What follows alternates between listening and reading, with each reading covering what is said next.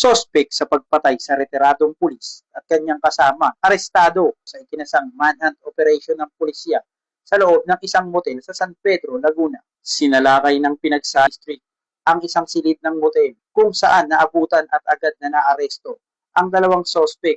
Agad na na-turn over ang mga ito sa kustodiya ng MPD. Na-recover mula sa lalaking sospek ang isang 40 caliber na baril na may kasamang magazine at 3 bala na nakasukbit sa kanyang baywang ng arestuhin.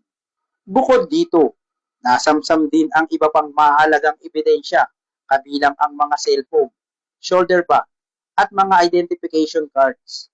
Sa kasalukuyan, nasa kustodiya na ng MPD ang mga sospek habang hinihintay ang commitment order mula.